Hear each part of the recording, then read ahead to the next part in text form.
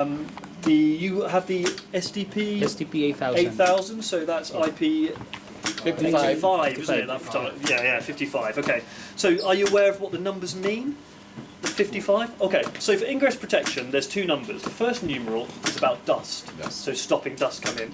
How do they test it? We don't test it here, we send it out for external verification, and what they effectively have is a big chamber, and they blow talcum powder around, so very, very fine dust.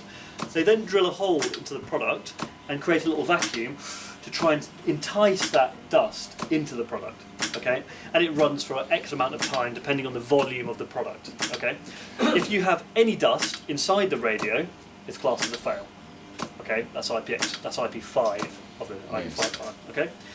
The second numeral is about water. So X5 is effectively, if you imagine a garden hose, a jet of water being sprayed at the product, then we spray that at the product, and it's 30 seconds per side of the product. Now, that's a specification. We clearly test much more than 30 seconds per side. Yeah, so we will test a minimum of 3 minutes per side to make sure that we are absolutely happy that no water has ingressed into the product. Now, also on the specification, if you just read the specification, what the specification says is that you are allowed a small amount of water in the product, providing it doesn't negatively affect the equipment. Internally to Sapura, we say no. We say no, you can't have water inside the product. So you have to be wary. Some other providers might say it's IPX5, but water will still get inside the product. And for me, if water gets inside the product, at some point there'll be a problem. There'll be a problem at some point, and it may be not easy to detect.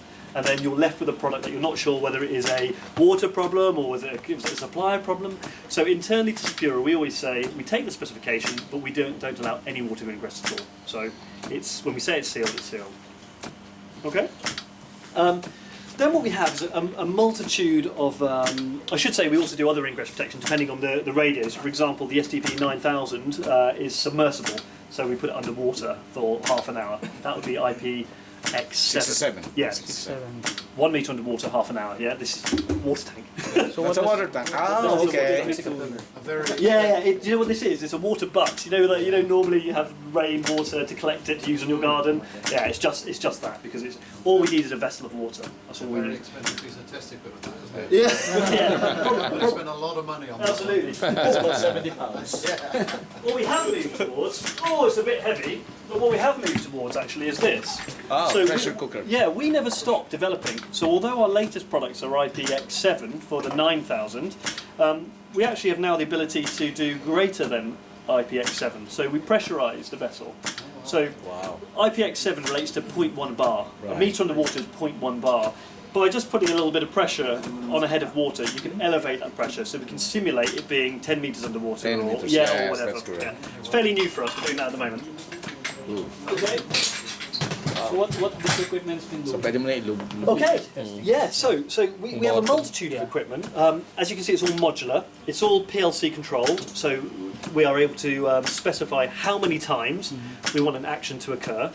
We use pneumatics and cylinders in order to apply a certain force to the button, and all this is simulating is somebody pressing the button. But what we do is we put the pressure on it such that the force exerted on the button is in excess of a normal human being. Okay, so why do we do that? Well, there are times of panic. There are times that maybe the emergency key that someone's worried and they're going to really hit it, and they always say, don't they, when you read about it, and they say when people are in panic, they find this extra strength. So you hear about that, don't you? So we make sure that the force that we put on the keys is in excess of a normal human being. We press those keys 20,000 times to make sure that they switch. Again, they don't fail at 20,001, but it's just a specification that we've arrived at when our product strategy managers have thought about how it's used and come up with a number that we need to meet. Okay. The PTT we press 500,000 times, because obviously that's the one that you really are using. How will you know that it's no longer working? How do we know how it's no longer working? So this is testing. This is just testing the switch in this particular case. But what we can do is have it wired up, and so as it's hitting the button, it's also registering a tone, or it's registering the light, the backlight on the key mat comes on and off. But to be honest, we've done this many times before. So what we do when we do it offline is we'll just test the switch, and then we'll take a battery to it and make sure it still works. Yeah. When we're in development and we're at the very beginning of developing a product, then when these tests are done, these are all wired up and live. So we're obviously at a different phase. STB8000 has been out a number of years now. So this is really just demonstration, to be honest. What we also do is test our batteries, latching, on and off. How many times? 3,000 times for a battery, 6,000 times for the radio.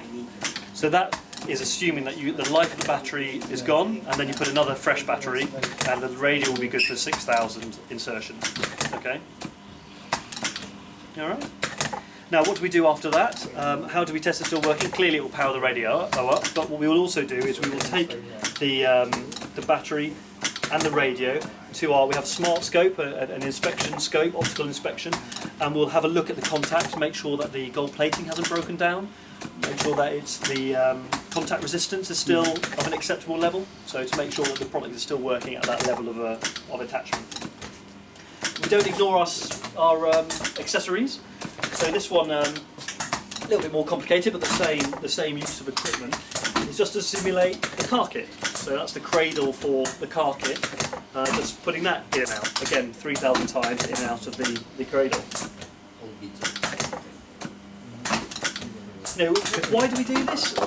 Many years ago, it used to be somebody doing it by hand, which obviously we were waiting to be sued for RSI, you know. But no, seriously, it's more about the fact that A, we can do this offline. We don't have to have somebody here. You know, yes, it's noisy, but we're in there. You know. And secondly, if we want to run a test, a lengthy test, of course you can run it overnight, you can run it over the weekend, you know, there's no human interaction required. The PLC will shut off when it's reached its number of cycles. We can then come back, inspect it, make sure it's all working as per the requirement. Okay. I'll just turn them off because they're noisy more than anything else. So I'm shouting.